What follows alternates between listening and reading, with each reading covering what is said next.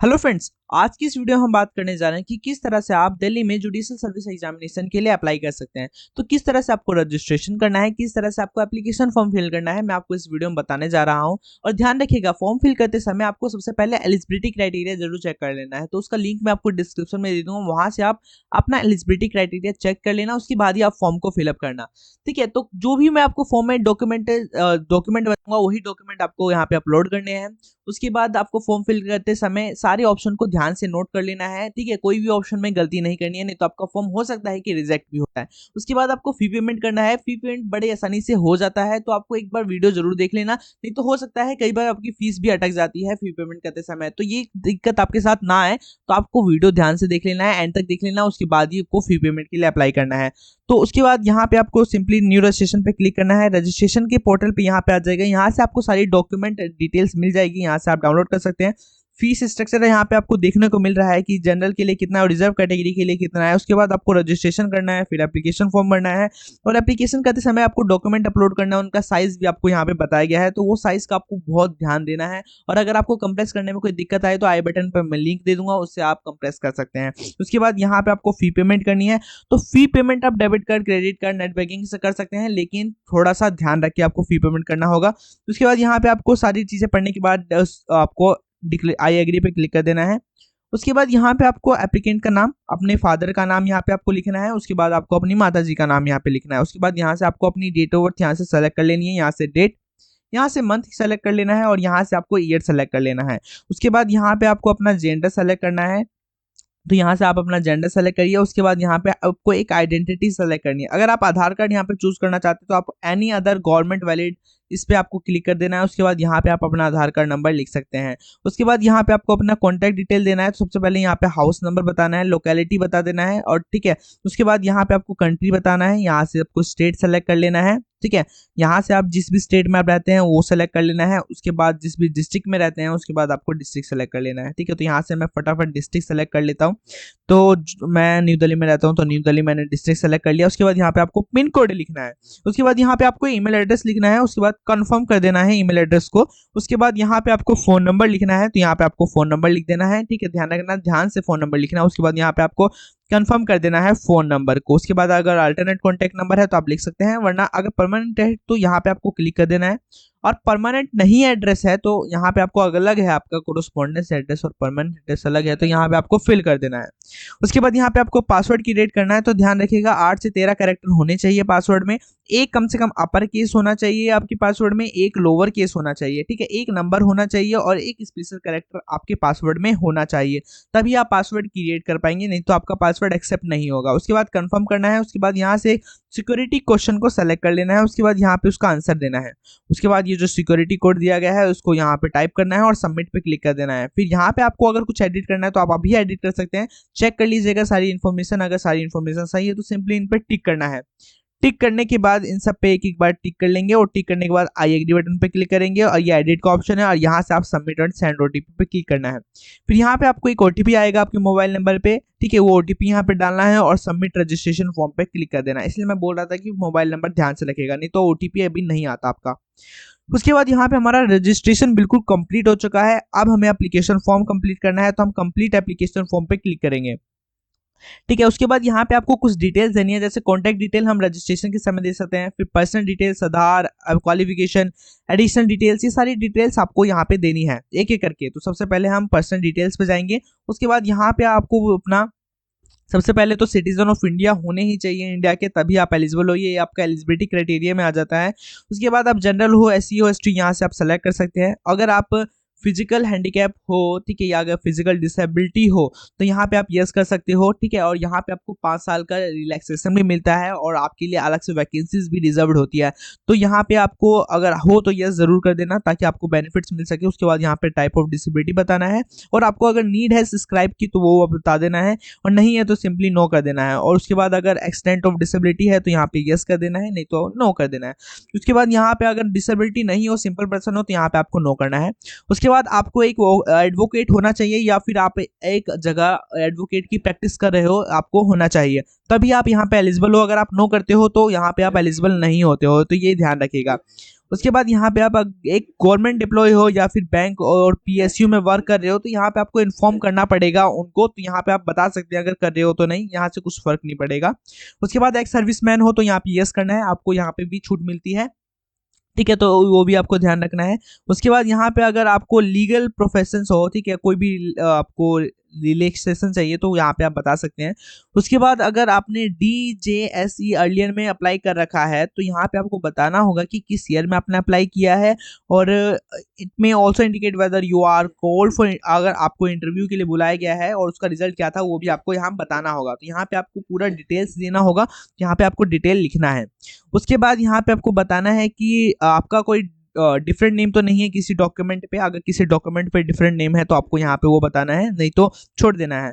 यहाँ पे knowledge of वो बताना है, आपको इंग्लिश के अलावा कौन से अदर लैंग्वेजेस आते हैं, और आपका बर्थ प्लेस कौन सा है वो बताना है। और अगर वैक्सीन आपने करवा रखी है तो फुल्ली वैक्सीनेटेड, नहीं आधी करवा रखी है तो पार्सली, वरना आप वो ना भी कर सकते हैं अगर नहीं करवाई है तो। उसके बाद सिक्योरिटी पिन यहाँ पे आपको बताना है और सेव नेक्स्ट करना है और यस कर देना है। यहाँ पे आपकी कॉन्टैक्ट डिटेल हो जाती है सेव, पर्सन डिटेल्स भी हो गई है सेव। अब यहाँ पे आपको आधार डिटेल्स भरनी है। तो सबसे पहले पूछा है आधार आपके पास है या नहीं, सबके पास है, यहाँ पे आपको यस करना है, सबमिट पे क्लिक करना है। यहाँ पे आपको एप्लीकेशन नंबर, आपका नाम, जेंडर, डेट ऑफ बर्थ यहाँ पे दिख रहा होगा।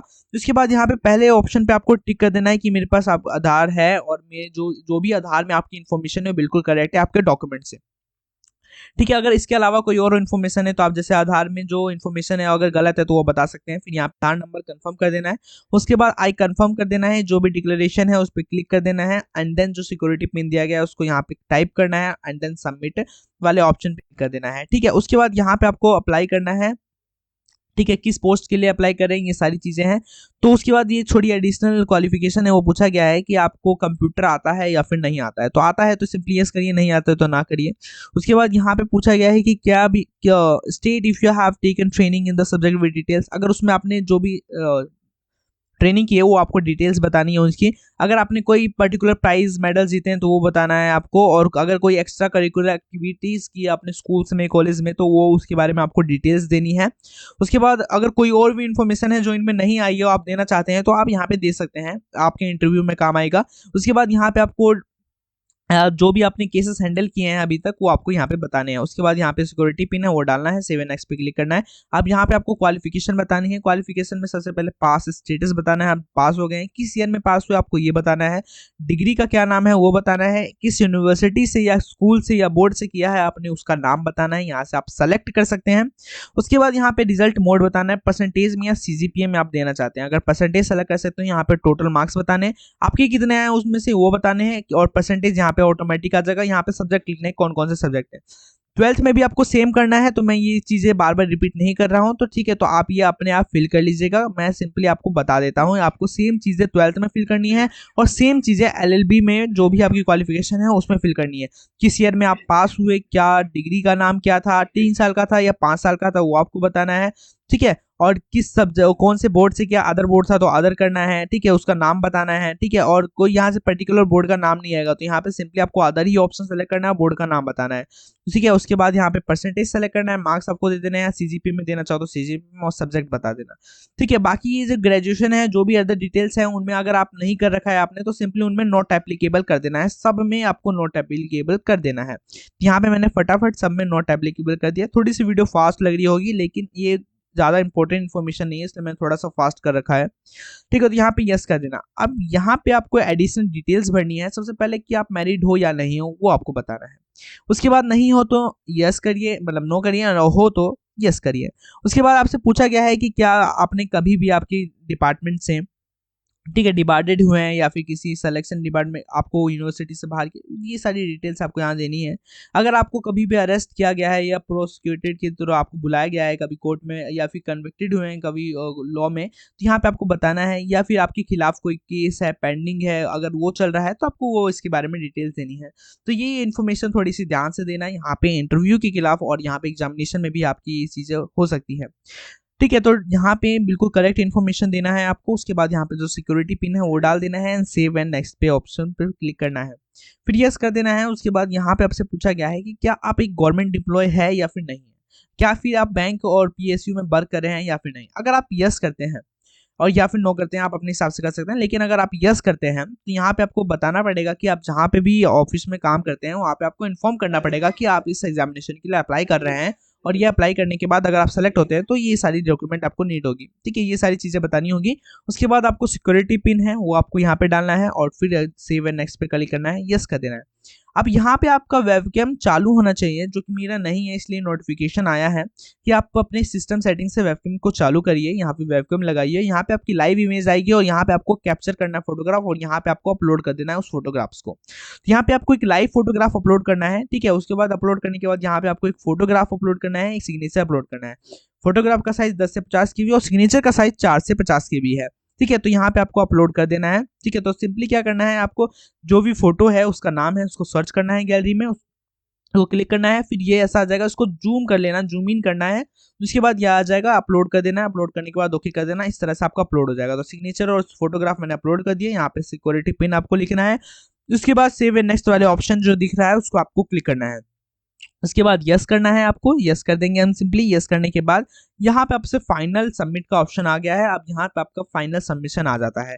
ठीक है, डॉक्यूमेंट पे आपको कुछ अभी अपलोड नहीं करना है, ध्यान रखिएगा। और इसके बाद जो भी आपने डिटेल्स दी हैं उन पे आपको सिंपली क्लिक कर देना है। ठीक है, जो भी आपने डिटेल्स दी है आपको चेक कर लेना है, सही है तो क्लिक कर देना है। एडिट का ऑप्शन आपको इस बार आ सकता है।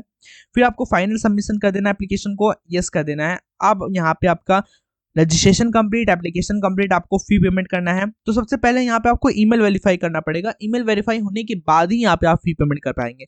यहाँ पे आपको एक इस पे क्लिक करना है। उसके बाद सिक्योरिटी पिन डालना है, जो नीचे आपको दिख रहा है वो आपको डालना है।